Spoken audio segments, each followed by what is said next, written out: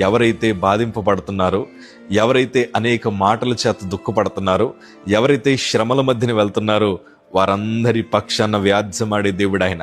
మీ తరపున ఎవరు లేకపోయి ఉండొచ్చు, మీ తరపున ఎవరు న్యాయం మాట్లాడకపోయి ఉండొచ్చు, కానీ కంగారు పడొద్దు, మీరు మౌనంగా ఉండండి. నా ప్రభు మీ పక్షాన మాట్లాడతారు.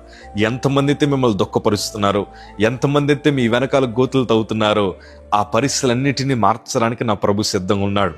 ఒక సేవకుడిగా నా సొంత అనుభవాలతో చెప్తున్నానయ్యా, నా ప్రభు మాట్లాడితే చాలు ఘనమైన విజయాలు ఖచ్చితంగా మనకు వస్తాయి. ఈరోజు మన దగ్గర ధనము లేదని మనకు అన్యాయం చేస్తున్న వారు చాలామంది ఉన్నారు. పలుకుబడి లేదని మనకు అనగదొక్కే వారు చాలామంది ఉన్నారు. అది సొంత కుటుంబం అవడం ఇప్పుడు చాలా బాధాకరమైన విషయం. అన్నదమ్ముల మధ్యన ఆస్తి గొడవలు వస్తున్నాయి, కుటుంబాల మధ్యన లేకపోతే డబ్బులతో తగాదాలు వస్తున్నాయి. ఏం చేయాలో అర్థం కావట్లేదు. కొంతమంది అంటున్నారు కదా, నా సొంత అన్న, నా సొంత చెల్లి నన్ను మోసం చేసిందయ్యా, నా దగ్గర ధనము లేదని నన్ను చాలా అనగదొక్కుతున్నారయ్యా, ఏం చేయాలో అర్థం కావట్లేదని కొంతమంది బాధపడుతున్నారు. కానీ దేవుడు మనకి న్యాయం జరిగించగలిగిన దేవుడు ఆయన. కంగారు పడాల్సిన అవసరం లేదయ్యా. మీరు అడుగులు ముందుకేసుకుంటూ ప్రభు వైపు ప్రయాణం చేయండి చాలు.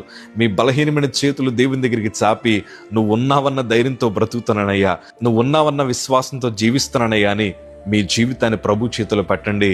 ఆయన మీ తరపున మాట్లాడగలిగిన దేవుడు ఆయన.